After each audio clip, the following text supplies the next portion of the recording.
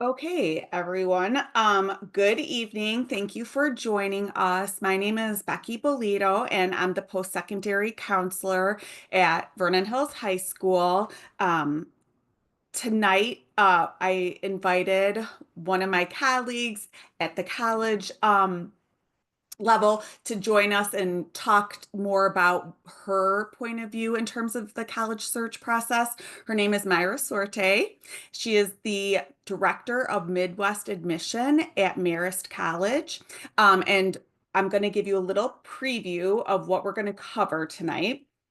We will cover how to find the right fit for your during your college search. We're going to talk about testing, the different resources and research that are available to you, a timeline moving forward, some of the upcoming programs. And then during the presentation, the other person on the screen right now is Nicole Carson.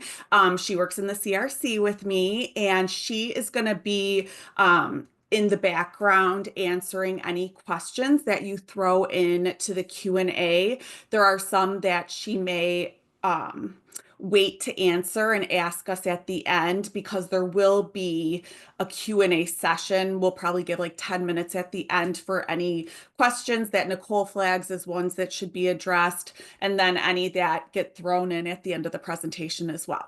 So having said that, we are gonna go to the next slide. And before we get started with our information, I have a poll. Let me launch this. So you should have just received a quick poll. There's 4 short questions, and if you could answer those, that would be wonderful. It will give Myra and I a good idea of where everyone is in the process. Okay, I can see people responding, so it worked. We'll just give a few, like a minute for everyone to answer those questions. And if you're sitting parents next to your student, if you could have your student answer, that would be great.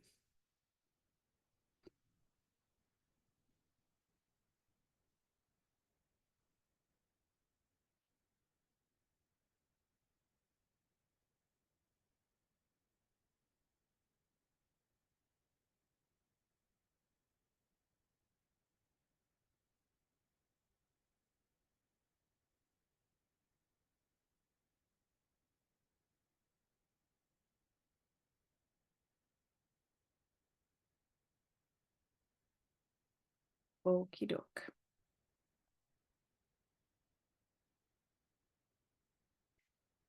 All right, so here's a look at the results. Just as an FYI to everyone here, I think it's helpful to see that no matter where you are in the process, like there's the majority of people are overwhelmed. They're at different parts of the process. We have the question, have you visited college campus in person? It looks like 62% have, 38 have not. And that if you're a junior, that is not unusual. And if you're a sophomore, that's really not unusual. And then it looks like the different possible stressors for this process are somewhat evenly distributed. I am going to talk about testing in more depth, hopefully to take everyone's anxiety down a notch, because it is confusing. And paying for college is always like a huge stressor as well. And then so interesting that no one chose Packers, because I feel like I'm always surrounded by Packers fans. But yes, there we go. So I'm gonna move on now to the next slide. And Myra, I will turn it over to you and just prompt me if I'm like slow at moving to your next slide. Not a problem. Thanks, Becky. So hello, everyone. Good evening. As mentioned, my name is Myra Suerte, and I am the director of Midwest admission for Marist College, located in Poughkeepsie, New York, about 90 minutes north of New York City.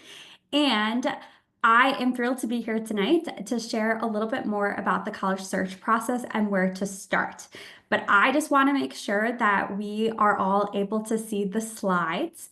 So if you can go ahead and comment in the Q&A, um, and Sorry, I don't, it says my screen sharing is paused and I don't know why. Hang on. no, that is okay. No worries. Let's see here.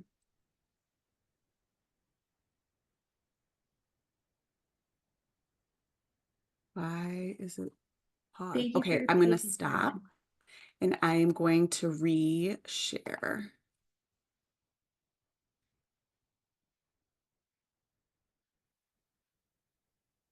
That should have worked. Yes. Okay. Perfect. Sorry about that, everyone. I have no idea. No, it's all good. And it looks like everyone can see them. So thank you, Becky. So moving forward, I'm thrilled to be here tonight to talk a little bit about the college search process. But before we get started, students, I just want to let you know and encourage you to continue to do a great job in high school. Continue to put your hard work into all your courses, into your activities, because all of that matters. And I want you to have an open line of communication with your family members, with your post-secondary counselor, with your school counselors, with your teachers and admission representatives. Because I'm sure looking at the poll results, some of you have already visited campuses, which is really great to hear. So with all that being said, let's go ahead and get started to talk about finding your fit. When I think about finding your fit, I think about it into three different types of fit. I think about academic fit, social fit, and financial fit. And for me personally, and for a lot of admission representatives, we will tell you that in order to find a college that's a good fit, you're going to take all three into consideration. And I love the visual of a Venn diagram because it shows how they're all connected. And so when you start to think about finding a good college fit, you want to make sure that it's financially attainable.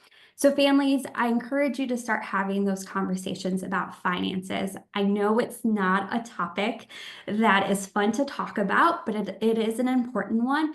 And I know for sure that I want you to find a place that's reasonable and that's a good financial fit for your family.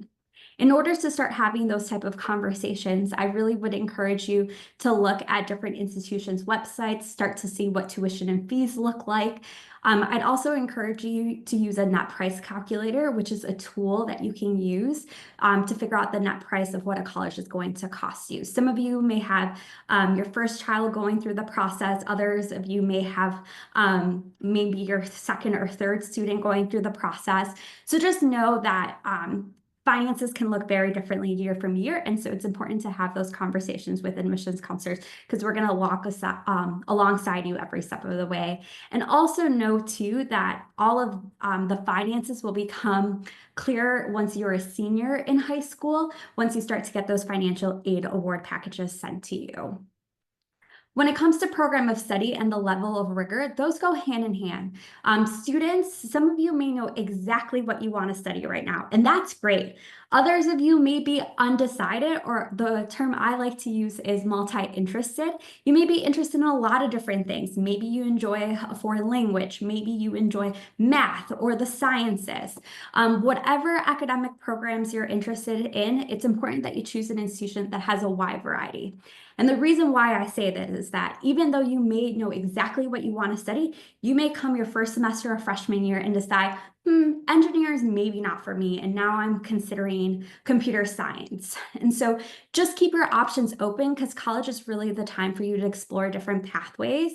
And as you're having those conversations with different admission offices, it's important to not only ask about the academic programs that they offer, but I want you to also ask them about internship opportunities, research opportunities, what type of experiential learning opportunities am I going to get outside of the classroom as well, so that I have a good understanding of the field that I'm going into. And that level of rigor, when it comes to creating that college list, students, we want to make sure, and by we, admission offices want to make sure that you are academically prepared to go into the program that you're interested in.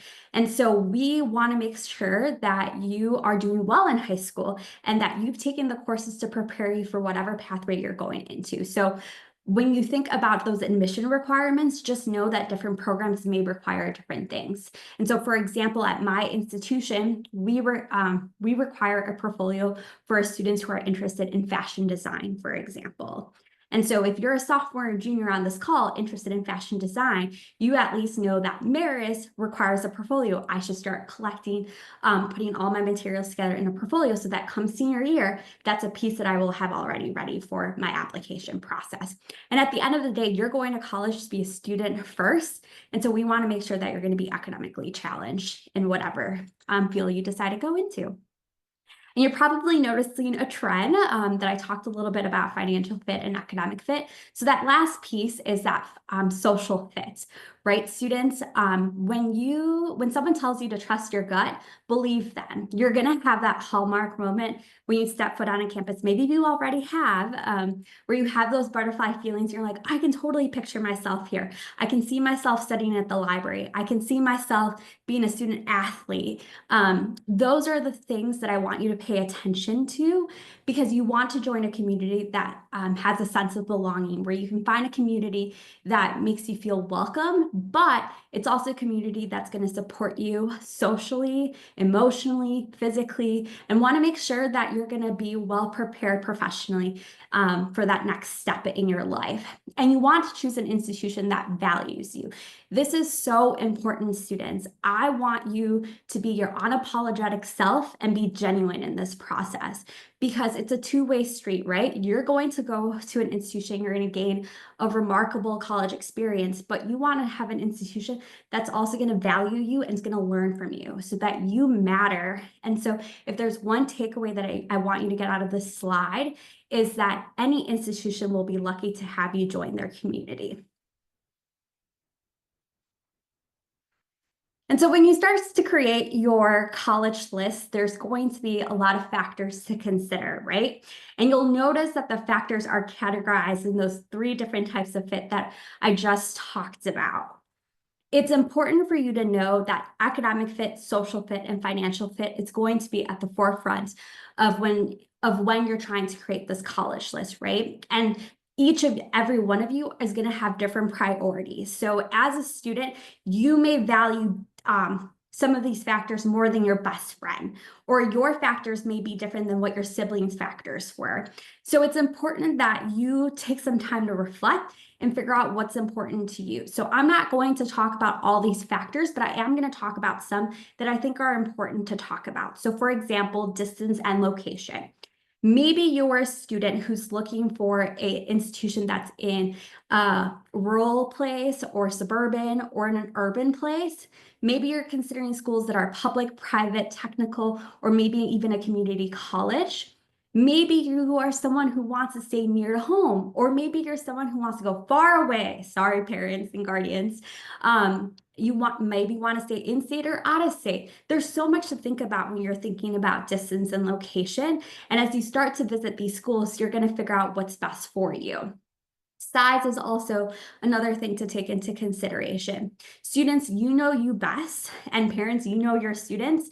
You're going to know what type of environment that they thrive in, right? Are they going to be better off in small size classes, or would a large lecture hall be good for them? Maybe you're a student who's interested in our flagship institution like the University of Illinois Urbana-Champaign, and you want to be a part of a student body that's around 35,000 undergraduate students. Or maybe you want a mid-sized institution like Marquette University that's about 8,000 undergraduate students. Or maybe you're considering a small size institution like Lake Forest College that is about 1,800 undergraduate students. Regardless of what you decide, visit all different sizes, because you're going to start to figure out what environment you will thrive best in. Also, speaking of environment, you want to make sure that there are extracurricular activities that you're passionate about.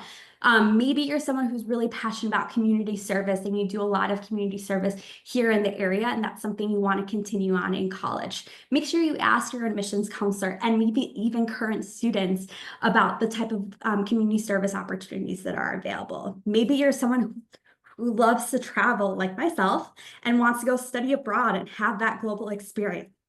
Ask about what study abroad opportunities there are available, if there are short-term programs, long-term programs.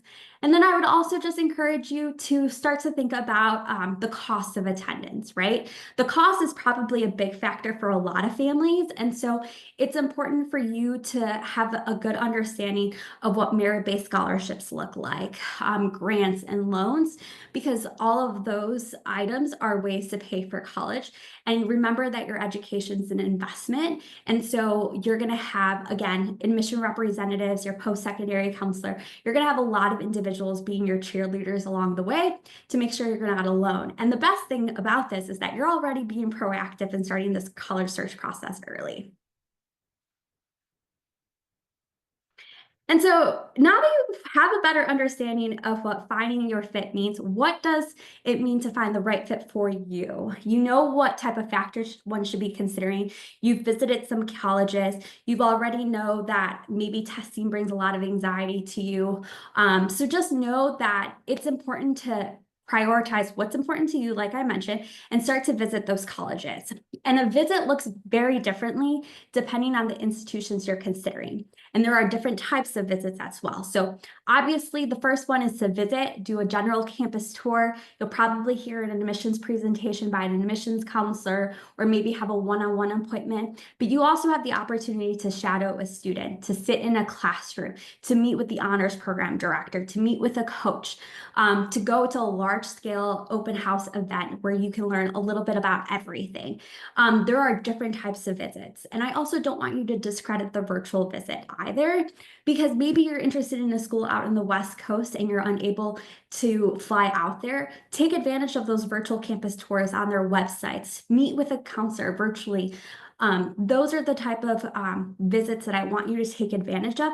And I encourage you to not just visit once, but visit twice, and maybe even 3 times once you start to narrow down your list. Connect with your admissions counselors. We're not scary people. I hope you don't think I'm scary tonight.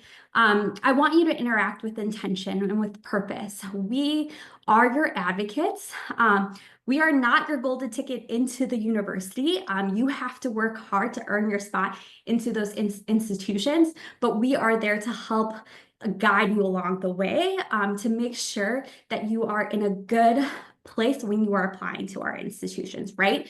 And so ask admissions counselors what their favorite thing about working at their institution. Talk about the admission requirements.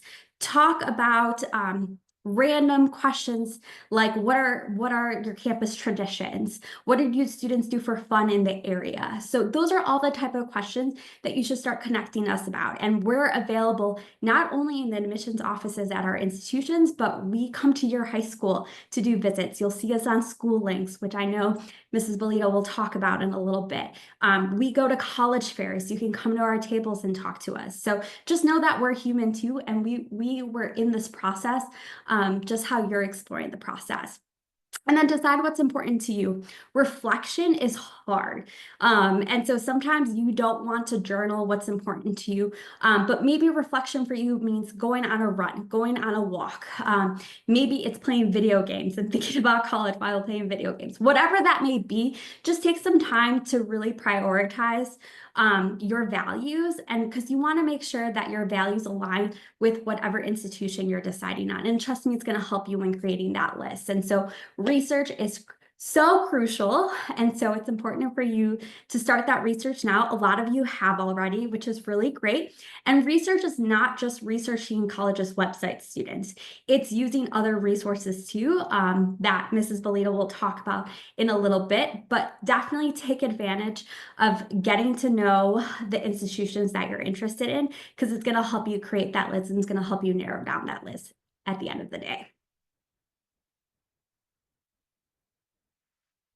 And so you may not know what questions to consider asking during your search. So this is just some examples of the questions you should be asking. And actually, a lot of these questions are questions that I get on a daily basis, right?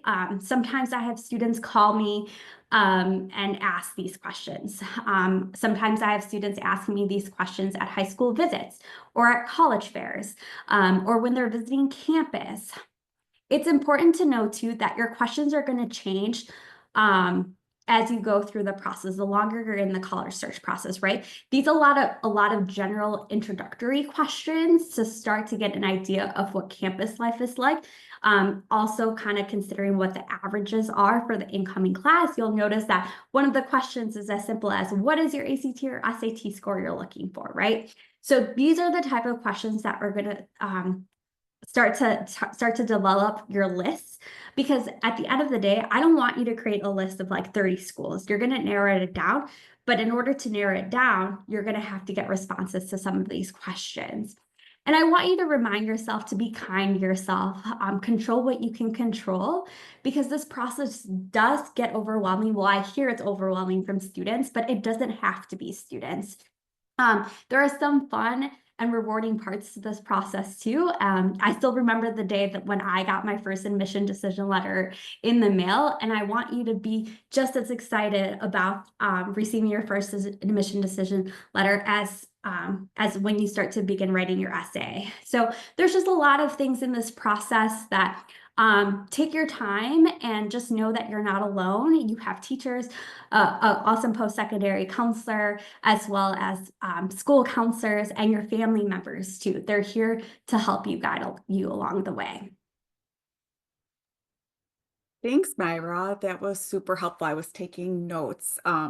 You gave me some good lines to share with families when I'm meeting with them. Myra's going to stick around and she'll be able to answer questions in the Q&A box, and she'll be around at the end of the presentation when we take questions. The next thing that I wanted to cover. So now I'm going to talk a little bit more specifics related to Vernon Hills High School and the resources available and maybe the experience of Vernon Hills High School students going through the process. So the first thing that I want to point out is like one of the things that's a non-negotiable for every student. Every student needs to have a foundation school. Okay.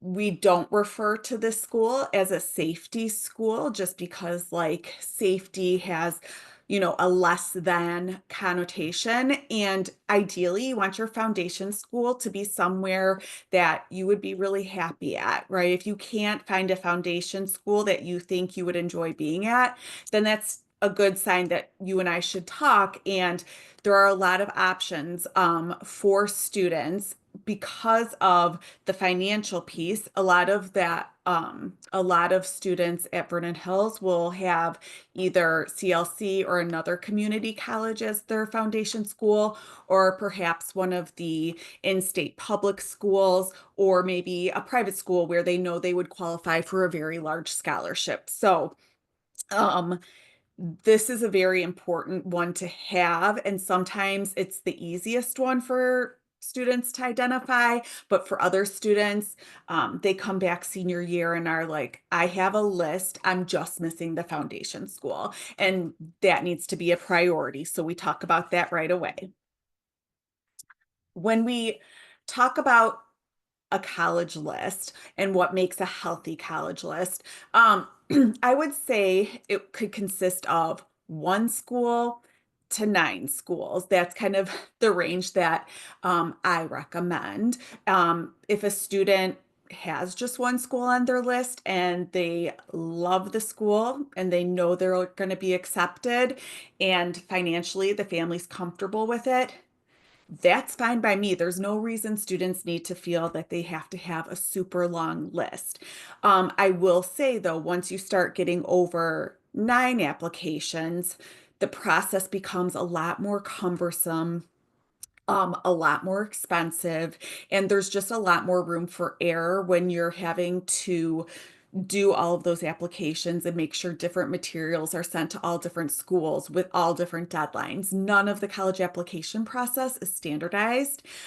They don't make it easy for students in that regard. And so that's why if students have a really long list, I say, maybe it's a good idea for you and me to talk through things and let's make sure you have identified what is really important to you and you're not just like adding schools to your list just for the sake of having a longer list. Last year's graduating class had an average of 6.75 completed applications per student.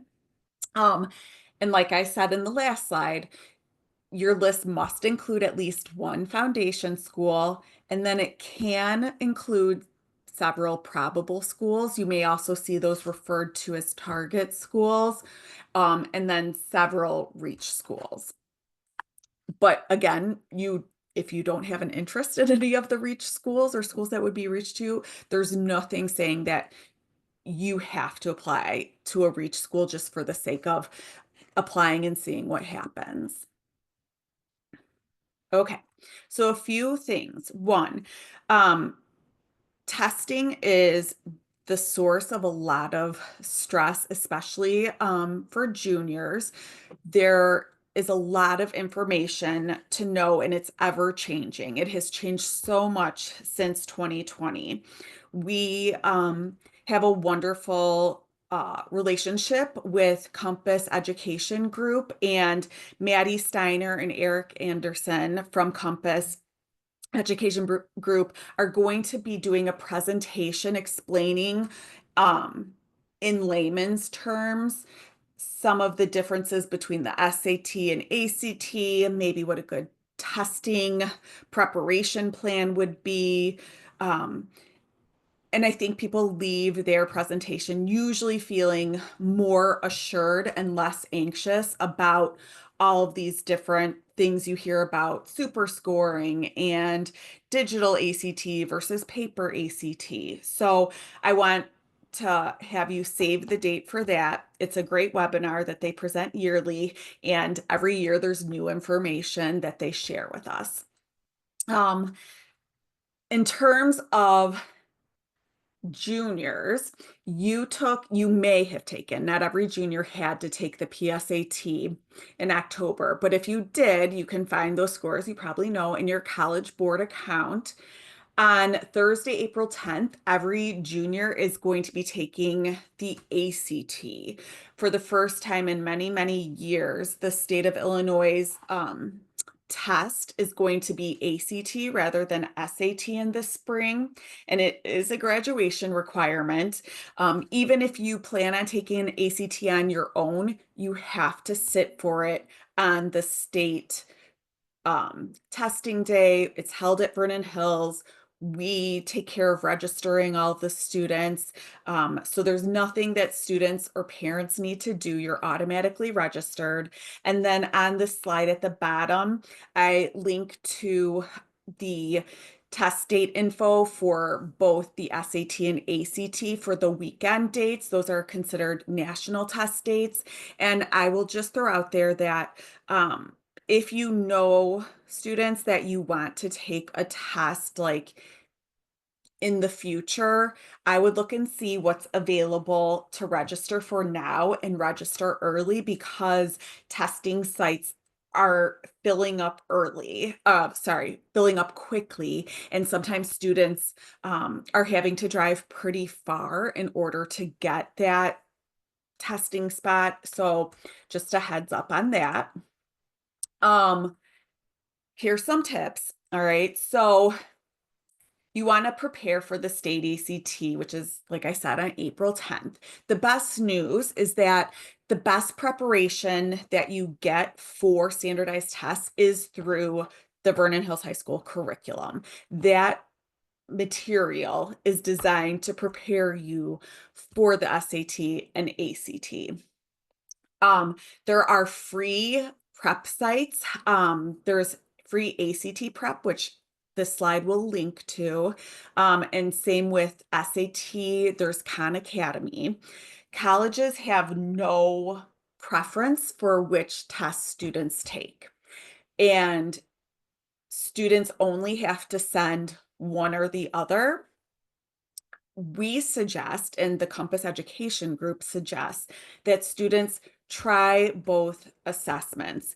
There are some differences between the two tests, but there's no way to predict, based on your student's skill set, which tests they will do better on. So the best way to really know which tests to focus on if you're going to pursue any test prep, for example, is to sit for both and then compare your scores and then decide, like, okay, I'm going to focus just on the SAT, or I'm just going to focus on the ACT. Students are not spending junior year preparing for both tests. There's no reason to do that, and it's overkill. Um, we used to recommend that students feel free to share their scores with colleges, but this was before the whole test optional movement exploded once everything shut down in 2020. So a lot of colleges are still offering students the option as to whether or not they want to send a score as part of their application. And so we recommend that when you register for the test, and I think after you take it, before you see your score, they allow you the chance to send your score to 4 schools for free, but you don't know what your score is.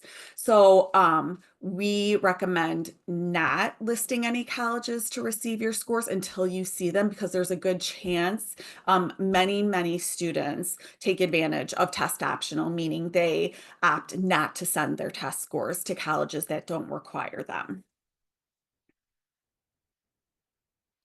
And then we are offering all D1 to 8 juniors and sophomores the opportunity to take an ACT and an SAT practice test. They are both done at home on the computer. The ACT is on the computer, but the formatting mirrors what students do with a pen and, or I should say, pencil and paper test. The digital SAT is an adaptive test. And basically that means, like, based on how you answer a certain portion of the test, it takes you to another set of questions that are more applicable to your level based on your first answers. Um, you, as students, can take those tests if you register by 5 p.m. tomorrow. You can take the test anytime starting December 7th all the way to December 23rd when it works for you. You take each test once. That QR code, if you have your phone by you, will take you to the registration page. This slideshow also has the link to register. Dr. Young sent an email to all sophomores and juniors about this opportunity, so you can also check your email for that information. Okay, so students, parents, you have a lot of support in this in all different areas of Vernon Hills High School. And so we just want to make sure you're aware of what those resources are, and some that are a little bit more specific to my office in the CRC would be, we have Google Classrooms that are for, like, for example, the class of 2026 has a Google Classroom. I'm going to invite all of the sophomores tomorrow to join a class of 2027 Google Classroom, and we post resources and updates there. Especially those will pick up for juniors, have probably already noticed already, but especially second semester junior year. We have remind messages through our different remind groups, and students and parents are both able to sign up to be a part of that for any sort of announcements that we send out via the Remind app. The CRC, we try and do about a monthly newsletter. I'm linking here to where we house all of those newsletters. So if you've missed any that didn't come to your email address for whatever reason, you can always access them on this website. Your school counselors are a very vital part of this whole post-secondary planning process. They are there to help you with course registration. They are there to support you through the application process. Make sure you get to know your counselor and know that they're there as a resource in addition to me and Miss Carson, who are in the CRC. If you are in the special services department, you also have access to a transition coordinator. Her name is Liz Wiederzak, and she supports students with usually in partnership with me to make sure that they know what their plans are for life after Vernon Hills. I linked here too to my YouTube channel. I'm pretty sure I have like 100 subscribers now, which I'm pretty excited about. And then you can catch any of the old videos that I've posted. A lot of them would still be relevant now. And then we have different programming throughout this year, and we share all of the different upcoming college fairs on a programming document that I linked to also. So one of the biggest resources that the district has invested in for all students is School Links. It's a software called School Links. Juniors, you would have activated your accounts and used this to sign up for college visits this past fall.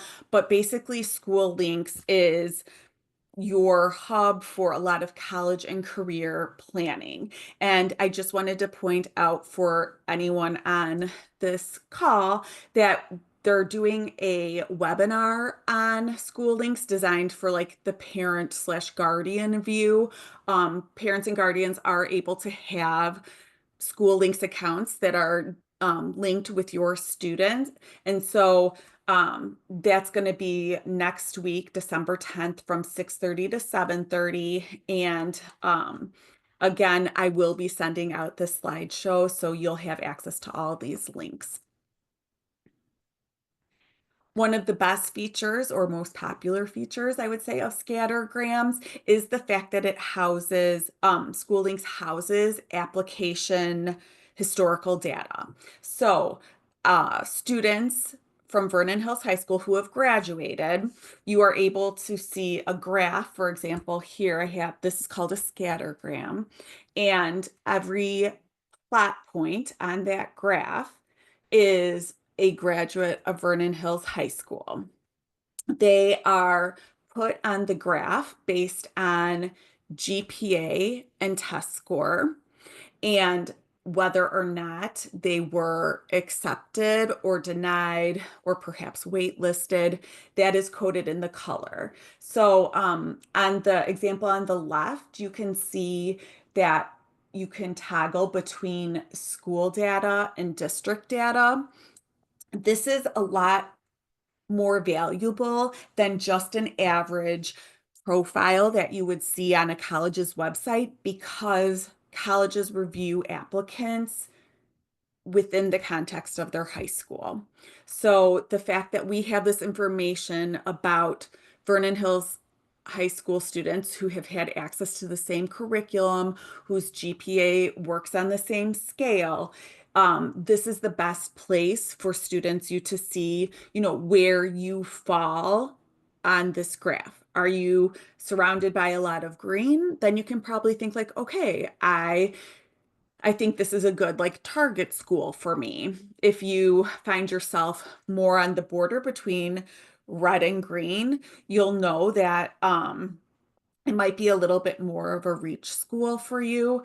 But this is how you can access that information. And I'm certain that in the webinar, parents next week, they will go over how you can find this information. I think students find it on their own because they're so good and the software is pretty intuitive, but you can even filter, you can see like based on if a student took the SAT or ACT, if you want to see their weighted GPA or unweighted. And so it's all very interesting just to see what a typical profile of accepted students from Vernon Hills High School is. So this was, for example, Illinois State University, all of our applicant data for that college. Okay, so for the college search, this is a list of websites. The first two are just going to give you a lot of stats and data on admissions to universities, or like their graduation rate, etc. The bottom 3 points are more for using filters and finding lists of schools based on criteria that you would select that's again important to you. For school links, when it has this college search link here, that is going to link you to a help article that describes how to use that feature of school link students. Paying for college, to know what you are going to end up paying for colleges can be very tricky. And that is one of the more difficult parts of the college search process, is because you're kind of shopping right now without knowing what the true cost is going to be, because you don't know what scholarships your students may qualify for. If they offer need-based money, will your family qualify for any need-based money?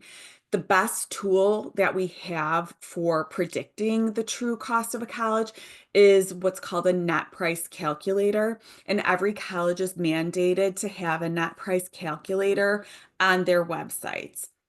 And so if you type in your information into their net price calculator, you will get an estimate as to how much you can expect that to cost. Net price calculators range in how sophisticated and helpful they are, but they are the best tool. School Links also has a built-in cost estimator. If you enter in parent information in terms of income, etc., it predicts what you would be paying for different colleges. And so again, at the bottom of this slide, the cost comparison, it links to more instructions for how to utilize that feature.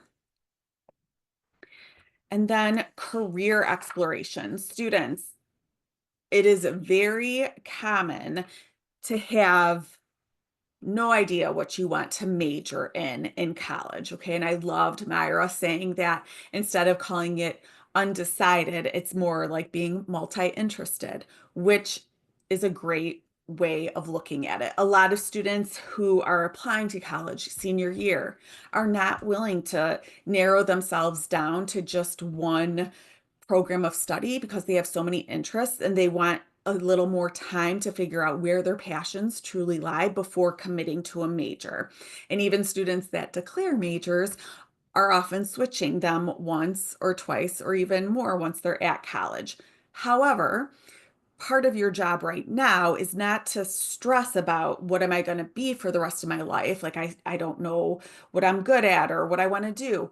Your job right now is, while thinking about life out after Vernon Hills High School and where you want to be, it's kind of figuring out what even is out there in the world in terms of job opportunities and different careers. And within School Links, I think some of you have already done some career assessments. If you haven't, they do exist in there, and I link to all of the information about um, the different parts of the career center within School Links. And then I also just want to give a plug. The district has been organizing career speakers and career treks for students on a monthly basis. A career speaker is someone from the community who is going to talk about their career for students. Students can sign up to attend that and talk to their teacher if they're going to miss class. And those happen at Vernon Hills High School, so you don't have to leave the building. Whereas career treks are field trips to go explore different job sites, for example. So we've had students go to an aviation, like an air hangar.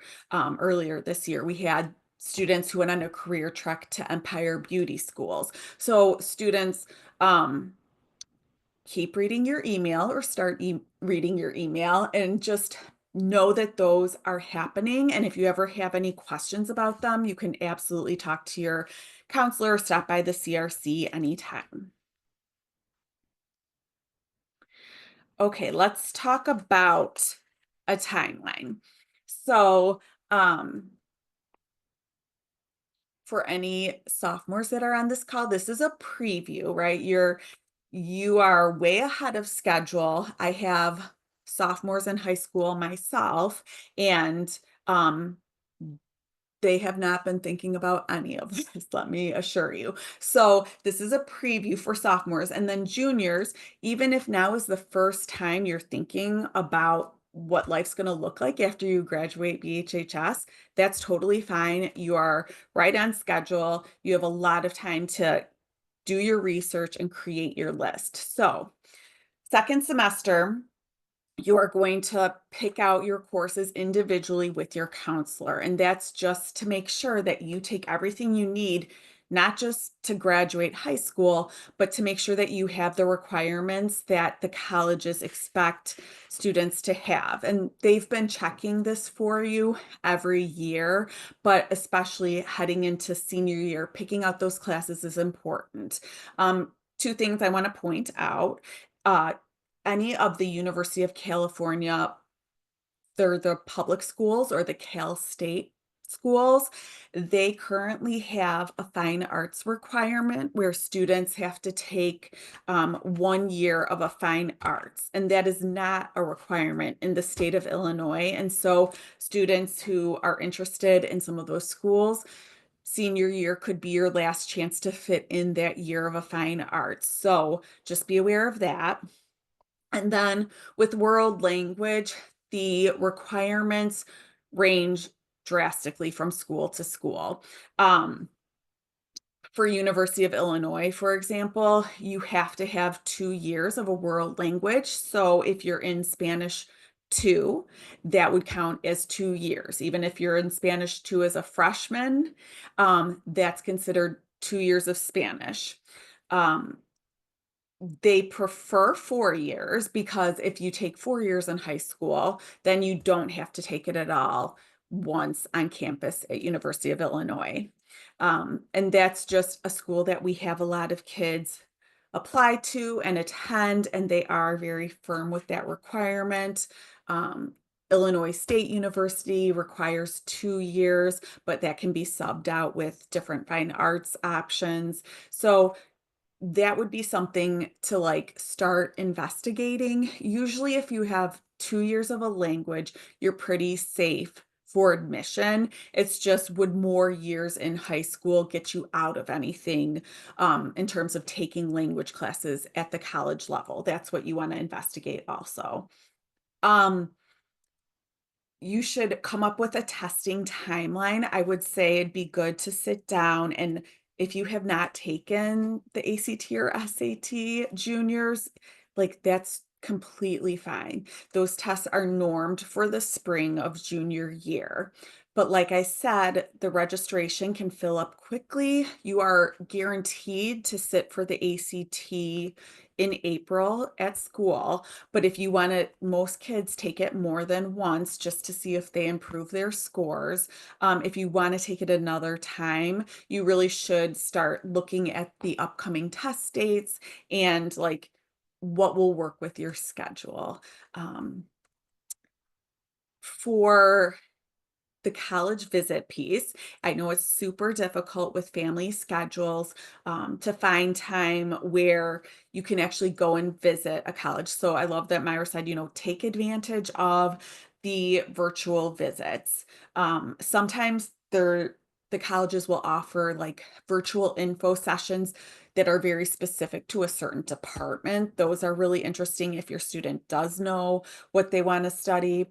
Um, but if you can do in-person college visits, there's really no substitution for that, and I always say there's no bad college visit. Like if you students go to a college and you hate it and you say you never would go there, that's very valuable. You have just like figured out something maybe that will guide the rest of the visits you take, right? If you can identify what you didn't like about a college campus, or even if it's just the fact that you were able to cross a school off your list. Um, I will say for any sophomore families that are on this call and even junior families, if you have plans to go on a vacation or a trip and you will be around any college campuses, if you have your family together and there's a college nearby within like a 45-minute drive,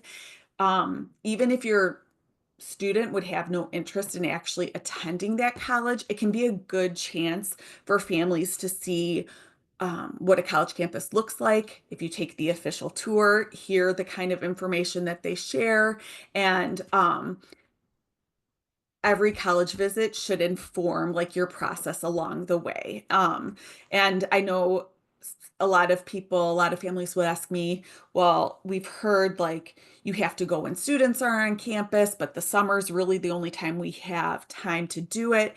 And that's very common, very relatable. And I would just say, like, any visit is better than no visit. So if you can only make things work to take a visit when students are home for the summer at the college campuses, that's fine. You will still take something away. And like Myra said, maybe then if you liked it well enough in the summer, maybe as senior year goes on, you might want to revisit on a day where there's more of a student presence, but you may also be able to like eliminate a school real easy. And I know that again, scheduling can be hard. There is going to be a college fair on April 5th. That's going to be a big one. It's pretty, it's a drive. I'm blanking at the name of the community college that it's at, but it will come to me. But it's linked to here, the more information about it. So we had the CLC college fair in the fall, and this is the college fair that we have in the spring. Okay. And then here are some other like tasks for juniors. I would love to meet with any juniors, and parents are always welcome to attend. I have a calendar that students can now go to my appointment link and sign up for a second semester meeting with me to talk about their college search process. Later second semester, we'll talk about teacher recommendations. And so it's a good idea now to just start thinking about what teachers, juniors, like you've connected with and who might be a good teacher to write that letter of recommendation if you even have colleges that require them. A lot of colleges don't need them. Um, Keep logging different activities and experiences. You can do that in school links if you want, but if you have your own spreadsheet, like it'll just make it easier when you sit down and work on your applications. Think about your summer plans, spend time with family, recharge, get rejuvenated, but also think about like how you can be productive in the summer in terms of like, do you want to volunteer? Do you um, want to get organized with your college apps? Just have some sort of plan forming for what your summer could look like. And then you're just continuing to develop your college list by narrowing down your choices. And I think you're in a good place, juniors, if by the end of junior year, when you're heading home for the summer or out for the summer, I should say, if you have 3 campuses that you would be pretty sure that you're interested in applying to, that's a win. Okay, so that's a very attainable goal. And then by the time you come back at the start of senior year, you should have a pretty well-formed list of the colleges that you intend to apply to. So you don't need to know what your number one school is when you come back senior year in August, but you should have a good idea of schools that you are interested enough in that you want to apply to see if they will be an option for you at the end of the year. And then I just have this very basic senior year timeline to give you a preview, juniors, of kind of the order of events in terms of things, because there is a lot to know about this process. And like I said, it's confusing, and you can always stop by the CRC. We are never going to be irritated or wondering why a student has a question about something. There's a lot to know. It's all very overwhelming, and there's a lot of information out there. we try and curate it as much as possible for families, but please know we're here to like give you whatever resources and information that we can. So in the summer, it's a good time to do some essay brainstorming, maybe get a draft done, do more college research, perhaps go on visits, and like get yourself organized in terms of application deadline and requirements. In August, like I said, have a good idea of the schools you definitely want to apply to. Next year, the FAFSA should be opening on October 1st. It just opened for the class of 2025 as they were working out some of the tech issues. But we have been told that from class of 2026 and on, it will continue to be available on October 1st. November 1 is the most popular early action deadline. So if a college that's on your list has an early action deadline, there's a good chance it's November 1, but it will be somewhere around there, most likely. December is when scholarship season starts.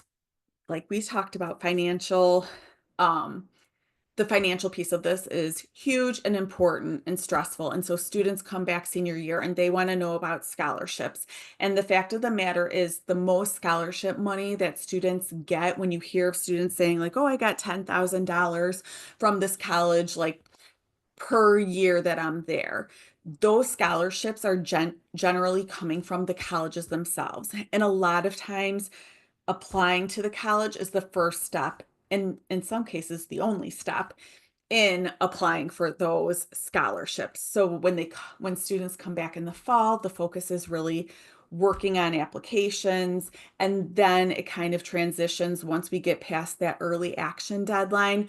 We're going to start to see more and more scholarship opportunities that are local in the community open up.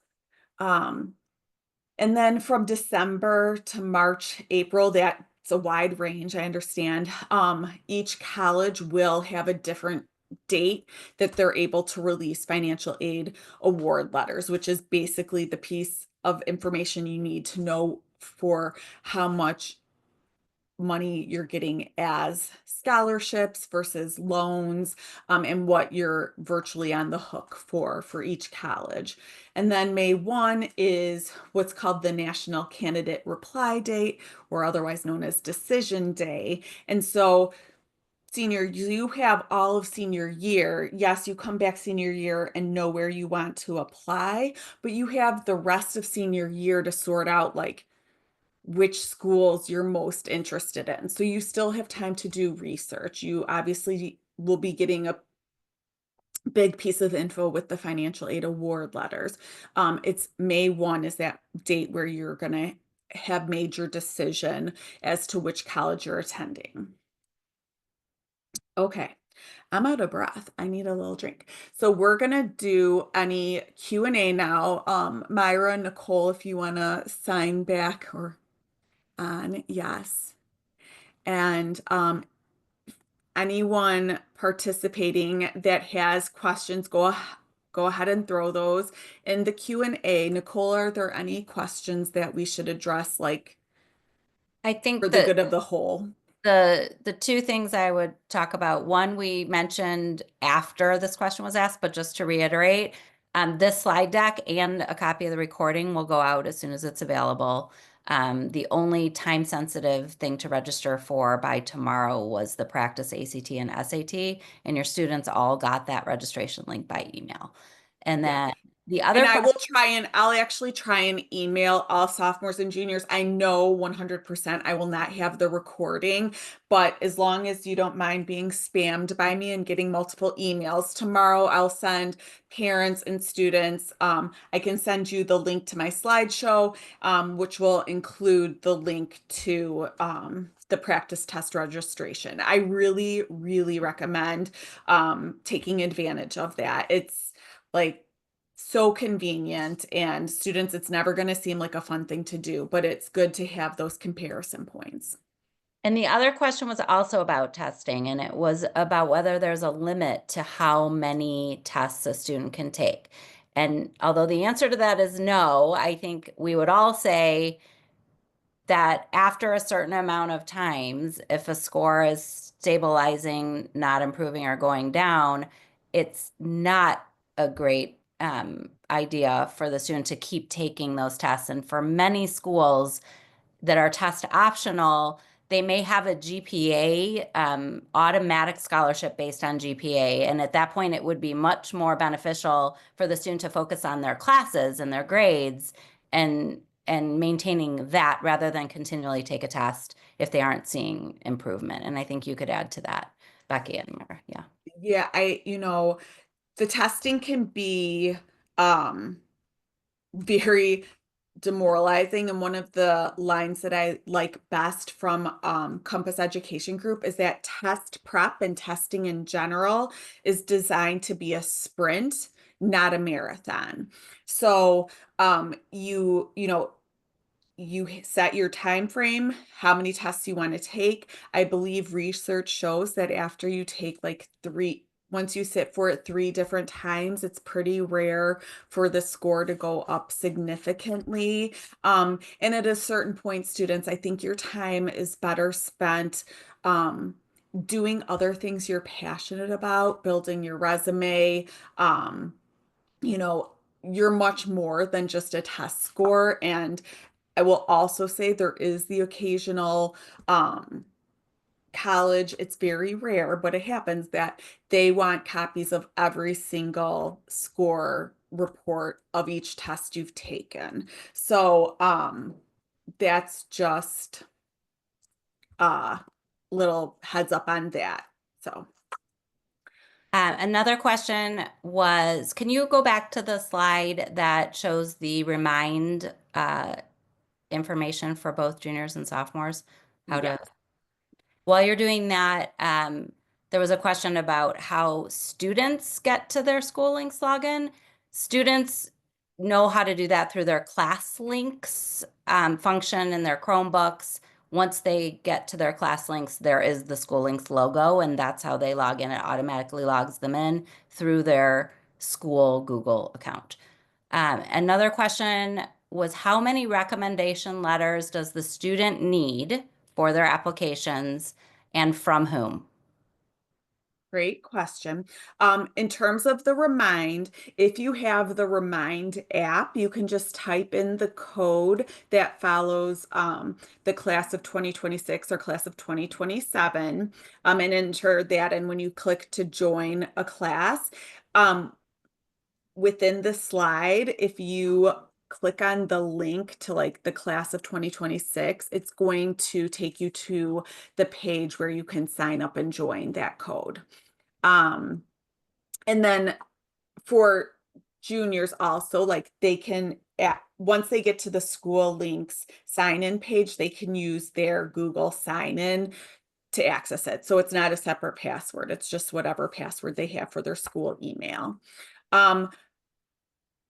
Recommendation letters. Myra, do you want to talk about that? Yes, That would be, it would be great to have the college perspective on this. Thank you. Yes. So with recommendation letters, students and family members, it's going to vary depending on the institution. And so I know that that's probably not a clear answer, but I'd say that there are some institutions that don't require them at all. And when they say they don't require them, don't feel the need to submit them. However, if you feel like they're going to add to your application file, you're more than welcome to submit them, but it's not expected of you to submit them. Other institutions may ask you to submit a recommendation letter specifically from your school counselor. They want it from your school counselor, not necessarily a teacher. So it's important to ask who you want, which institutions want them specifically from a school counselor. Typically, a school counselor is going to submit a school report from Vernon Hills High School, for example, that gives kind of an overview of the high school itself, but it will also submit an additional form. And sometimes they're just asking for that. And then you do have other institutions that are requiring maybe 2 or 3 recommendation letters. And that's usually from not just a school counselor, but a teacher who knows you. Typically, we want students to have recommendation letters come from individuals that know your academic experience and have seen you work in the classroom.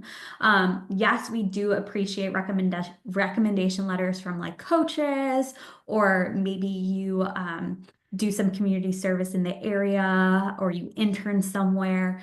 Those are great letter of recommendations too, but for the most part, we're asking from school counselors or teachers. I'd also say that it doesn't hurt to see what, if they don't require recommendation letters, they may require recommendation letters for like an honors program if you're applying to an honors program, or a specific scholarship that's specialty in, like, let's say music, a music scholarship maybe. Sometimes they'll ask for recommendations letters there. So it's always good to just ask the admissions offices that you're looking for. But the number varies, and who you get it from also varies. So it depends, but no more than typically 2 or 3 letters of rec, sometimes even 1. Hope that helps. Thanks, Myra. Yeah, I would say we have plenty of students who apply to, 3 or 4 schools, and none of them require a teacher letter of rec, and they are able to, get through the application process without needing one. It is getting to be more common that colleges require one letter. And so in that case, I would say look to a teacher you had junior year in a core subject. So that would be social studies, science, um, language, English, and math. Um, any of that, anyone who can speak to what it's like to have you in class. And so just start thinking about classes where you feel like the teacher really knows you well. It doesn't even have to be the class that you have the best grade in. Some of the best letters are, written by teachers who have seen students struggle with material, but then put forth the effort to like try and learn and get better as the year goes on. So a teacher letter is the most, if a letter is required, the teacher letter is the most commonly required letter. Less common is the school counselor letter. Like Myra said, there's a form that counselors will fill out for every one of their seniors, and for most colleges, that's going to suffice. But yes, there are some colleges that ask for a counselor letter, and obviously, like, that's going to speak to other things in the school, in the student's profile. They won't have had your student in class. They're going to speak about the um, difficulty of the curriculum they chose, like how they fit into the school, and then like of course like how they've developed over 4 years. So usually teachers, juniors might talk to a teacher if they know for sure they're going to need a letter. Second semester, usually counselors don't get as much of a heads up because it is more rare. So usually it's once kids finalize their lists that they may see that they need a counselor letter. And one thing that I want to also make clear that if you need one letter for like many of your schools, you just ask one teacher and we send that same letter to each of the schools. You don't like handpick one teacher for one college and another teacher for another college. There's no need to do that. And then I think one of the best lines I heard at one of my national conferences from Dean of Admissions was, more is not better. So students don't bombard colleges with more than what they want. And even if they allow for 2 or 3 letters, like if your teachers are basically going to say the same thing, unless, one of the teachers knows you in a completely different context or can speak to something different, like they don't need 2 letters that are highlighting your same qualities. And so if a school requires to, sure, you have to submit to, and then you might as well submit to whatever school will accept that. But don't think that the more letters you have is always going to enhance your application. All right, we had a question just to clarify. it is the school day ACT in April. That is a graduation requirement. And then the SAT would be optional to take, and whether or not you are going to apply with test scores to a college, it's up to you whether you want to provide the ACT or the SAT or apply test optional. I don't know if that answers the question, if you want to add to that, either of you. I guess I would look at like two different things, like high school graduation requirements and college admission requirements. And so for high school graduation, they have to take the state test, which the state test for Illinois this spring happens to be the ACT.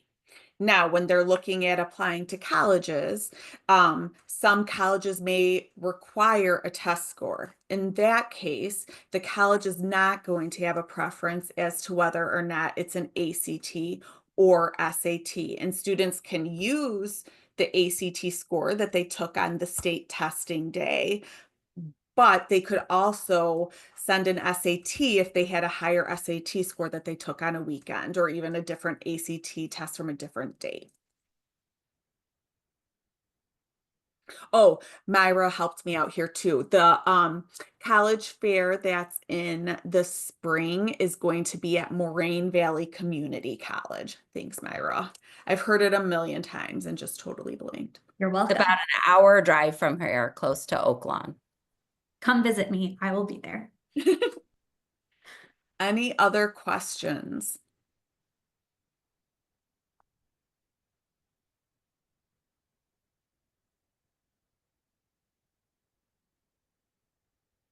Okay. Well, you have been an excellent audience and asked some really great questions. This is not a one-time question asking session.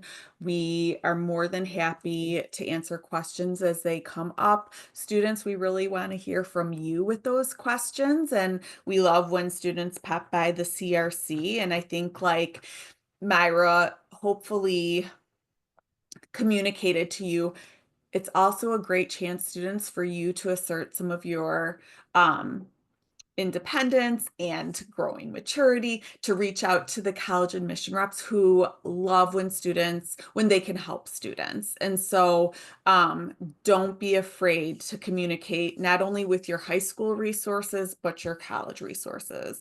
And again, Myra, I just want to thank you so much for being here tonight and giving up your evening. Thanks for inviting me to join. And students, just remember to give yourself some grace in this process. It's a lot to take in, but you have cheerleaders and we're all here cheering you on because we want you to be your best version as you're beginning this process. And no matter where you decide going, you're going to receive a really great education. Agreed. So can you go, we are getting a lot of questions again about the link for the practice test. Can you go to the screen that has the QR code to give everyone one more chance to scan that? I also put the link in the Q&A as well.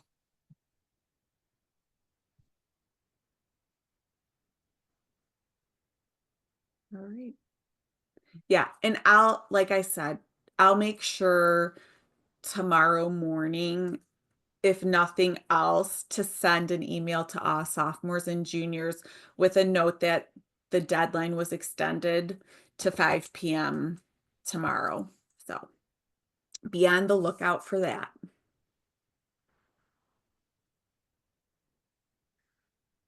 Okay. It says no more questions in our Q&A box. All right, awesome. So everyone have a great evening. Thank you for joining us, and I will follow up with a recording of tonight's presentation as well as the slideshow. Have a good night. Thank you.